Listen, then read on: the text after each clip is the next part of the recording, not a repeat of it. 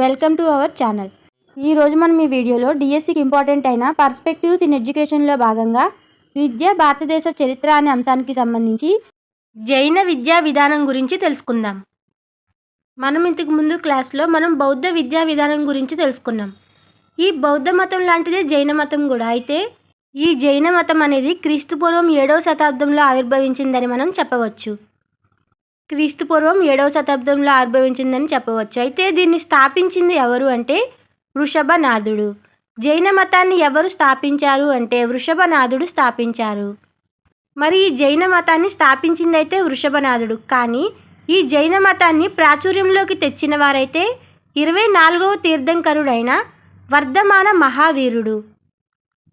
ప్రాచుర్యంలోకి తెచ్చిన వారు వర్ధమాన మహావీరుడు, స్థాపించిన వారు వృషభనాథుడు. 24వ తీర్థంకరుడైన వర్ధమాన మహావీరుడికి సర్వజ్ఞుడు అలాగే జనుడు అనే బిరుదులు కలవు. ఈ జైన అనే పదం జిన్ అనే సంస్కృత పదం నుండి వచ్చింది. జిన్ అనగా ఏంటి అంటే విజేత. ఎందులో విజేత? ఇంద్రియాలను జయించడంలో విజేత. అంటే ప్రాపంచిక సుఖాల మీద పూర్తిగా నియంత్రణను సాధించడం. ఈ జైన మతమంతా కూడా దిగంబర సాహిత్యం మరియు శ్వేతాంబర సాహిత్యంలో వివరించబడింది. ఈ జైనులు నిరీశ్వరవాదంను నమ్ముతారు. ఈ జైన మతం ఏ అంశాలపై ఆధారపడి ఉంటుంది అంటే నాస్తికత్వం, స్వేచ్ఛ, అహింస, తపస్సు, సదాచారం, కర్మ, మోక్షం ఈ అంశాలపై ఆధారపడి ఉంటుంది. జైన విద్యా లక్ష్యాలు ఏంటంటే లోక కళ్యాణం, పరలోక ప్రాప్తి. ఈ జైన విద్యా విధానంలో స్త్రీ విద్య ఎలా ఉండేది అంటే మ్యారేజ్ అయ్యే వరకు వాళ్ళు చదువుకోవచ్చు. జైన మతం ప్రకారం జీవాన్ని నిర్జీవాన్ని విడదీయడమే మోక్షం. జైన మతం ప్రకారం విద్యలో ఉదారవాదం అనేది ఉండాలి. అలాగే ఈ జైన మతం నమ్మే వాదం అనేకాంతవాదం. అనేకవాంతవాదం అంటే ఒక విషయానికి అనేక సామర్థ్యాలు ఉంటాయన్నమాట. అనేకాంతవాదం అంటే ఏంటంటే విద్యాపరమైన విషయం కానీ లేదా వేరే విషయమైన ఏదైనా సరే ఒక విషయాన్ని ఒక కోణంలో తీసుకోకుండా దానికి సంబంధించిన అన్ని అంశాలు చూడాలి. ఒకే కోణంలో తీసుకోకుండా అన్ని అంశాలని చూడాలని తెలిపే వాదమే అనేకాంతవాదం. ఈ అనేకాంతవాదాన్ని జైన మతం నమ్ముతుంది. కాబట్టి క్లాస్లో టీచర్ కూడా దీన్ని అనుసరించాలి. అదేవిధంగా అహింస ధర్మం. అహింస ఉండకూడదు, ధర్మం పాటించాలి. అహింస జైన మతానికి మూలాధారమే అహింస. అహింస అంటే హింస చేయకుండా ఉండడం, హింస లేకపోవడం. ఈ జైన మతం ఏం నమ్ముతుంది అంటే తాము ఏం చేస్తే అదే తగిన ఫలితాన్ని ఇస్తుందని జైన మతం నమ్ముతుంది. అంటే మనిషి చేసే పనుల బట్టే ఫలితాలు అనేవి ఉంటాయి. మాటల చేత కానీ చేతల చేత కానీ ఎలా అయినా సరే ఒకరిని మనం హింసించినప్పుడు సేమ్ మనకు కూడా అలాంటి ఫలితాలే వస్తాయని జైన మతం నమ్ముతుంది. అదేవిధంగా ధర్మం. జైన మతం దీనికి కూడా ప్రాధాన్యత ఇస్తుంది. అహింసకి ఎలా ప్రాధాన్యత ఇస్తుందో ధర్మానికి కూడా ప్రాధాన్యత ఇస్తుంది. కాబట్టి ఈ ధర్మాన్ని కూడా స్టూడెంట్స్ పాటించేలా చేసేవారు.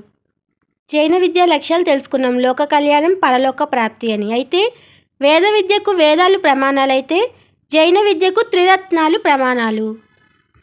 త్రిరత్నాలు అంటే సమ్యక్ దర్శనం, సమ్యక్ జ్ఞానం, సమ్యక్ చరితం. సమ్యక్ దర్శనం అంటే సరి అయిన విశ్వాసం, సమ్యక్ జ్ఞానం అంటే సరి అయిన జ్ఞానం, సమ్యక్ చరితం అంటే సరి అయిన ప్రవర్తన. జైన విద్యకు ఈ త్రిరత్నాలు అనేవి ప్రమాణాలు. అదేవిధంగా పంచమహావ్రతాలు పాటించాలి. అవి అహింస, సత్యం మాట్లాడడం, అస్తేయం, అపరిగ్రహ, బ్రహ్మచర్యం. ఈ 5 కూడా పంచమహావ్రతాలు. అహింస, సత్యం మాట్లాడడం, అస్తేయం, అపరిగ్రహ, బ్రహ్మచర్యం ఇవి పంచమహావ్రతాలు. జైన తత్వ సూత్రాల ప్రకారం ప్రపంచం అనేది అంతులేనిది మరియు నిరంతరంగా ఉండేది. వీళ్ళు ఏమని నమ్మేవారంటే దేవుడు లేడు కనుక సృష్టించను లేడు, నాశనము చేయలేడు. ఈ జైనులు ప్రపంచం అనేది 2 రకాలుగా నిర్మించబడిందని భావించారు. ఒకటి జీవ, ఇంకొకటి అజీవ. ఈ అజీవ అంటే పదార్థం. ఈ పదార్థాన్ని తిరిగి 5 రకాలుగా విభజించారు. అందులో ఒకటి వచ్చేసి పొగడ్త, 2 ధర్మ, 3 అధర్మ, 4 ఆకాష్, 5 కాల్. జైనులు ప్రపంచం అనేది 2 రకాలుగా నిర్మించబడిందని భావించారు. ఒకటి జీవ, ఇంకొకటి అజీవ. అజీవ అంటే పదార్థం.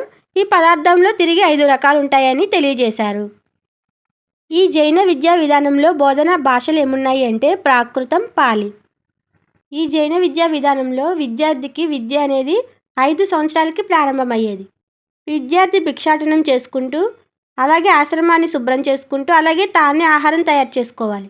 మరి విద్య ఎక్కడ జరిగేది అంటే విహారాలు, ఆరామాలు, ఆశ్రమాలు. విహారాలు, ఆరామాలు, ఆశ్రమాలలో విద్య అనేది సాగేది.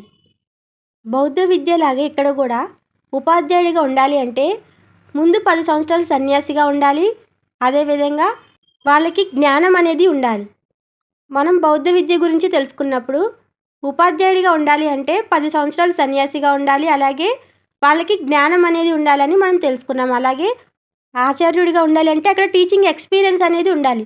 ఉపాధ్యాయుడు అవ్వాలంటే ముందు 10 సంవత్సరాలు సన్యాసిగా ఉండాలి, జ్ఞానం అనేది ఉండాలి. మరి ఆచార్యుడు అవ్వాలంటే అంతకంటే పైన హోదాలో ఉండాలి అంటే ఇలా టీచింగ్ ఎక్స్పీరియన్స్ ఉన్న వాళ్ళని అంతకన్నా పై హోదాలో అంటే ఆచార్యులుగా నియమించేవారు. కనీసం 7 సంవత్సరాలు టీచింగ్ ఎక్స్పీరియన్స్ అనేది ఉండాలి. అంతకన్నా ఎక్కువ ఉన్నా మంచిదే. ఎందుకంటే ఎంత ఎక్కువ టీచింగ్ ఎక్స్పీరియన్స్ ఉంటే అంత హోదా ఉంటుంది. కాబట్టి 7 ఇయర్స్ అయినా 10 ఇయర్స్ అయినా మనకి టీచింగ్ ఎక్స్పీరియన్స్ అనేది మనకి పరిగణలోకి రాదు. ఎందుకంటే ఎంత ఎక్కువ ఎక్స్పీరియన్స్ ఉంటే వాళ్ళకి అంత మంచి హోదా ఉంటుంది. కాబట్టి ముందుగా ఉపాధ్యాయుడు అవ్వాలంటే 10 సంవత్సరాలు సన్యాసిగా ఉండాలి, వాళ్ళకి జ్ఞానం ఉండాలి. మనం బౌద్ధ విద్యా విధానంలో ఏమైతే చెప్పుకున్నామో ఈ జైన విద్యా విధానంలో కూడా ఇంచుమించు అవే ఉంటాయి. మరి ఈ జైన విద్యా విధానంలో బోధన అంశాలు ఏంటి అంటే ఏం చెప్పేవారు అంటే 3 ఇయర్స్. అలాగే తీర్థంకరుల కథలు, అదేవిధంగా వేదాలు, ఉపనిషత్తులు, గణితం, అలాగే తత్వశాస్త్రాన్ని బోధించేవారు. మరి ఈ జైన విద్యా విధానంలో బోధనా పద్ధతులు ఏంటి అంటే ఏ పద్ధతిని ఉపయోగించేవారు. జైన విద్యా విధానంలో బోధన అనేది వైయక్తికంగా ఉండేది. అంటే సామూహికంగా ఉండేది కాదు, వైయక్తికంగానే ఉండేది. సామూహికంగా అస్సలు బోధించేవారు కాదు. అందరికీ కలిపి ఒకేసారి బోధించడం అనేది ఉండదు. కాబట్టి వైయక్తికంగానే బోధించేవారు. అదేవిధంగా వాచిక, మౌఖిక పద్ధతిని ఉపయోగించేవారు. అలాగే ప్రయోగ పద్ధతి, చర్చా పద్ధతి, పునరావృత పద్ధతి, ఈ పద్ధతులను ఉపయోగించి బోధించేవారు. ఇక్కడితో మనం జైన విద్యా విధానం గురించి కంప్లీట్గా తెలుసుకున్నాం.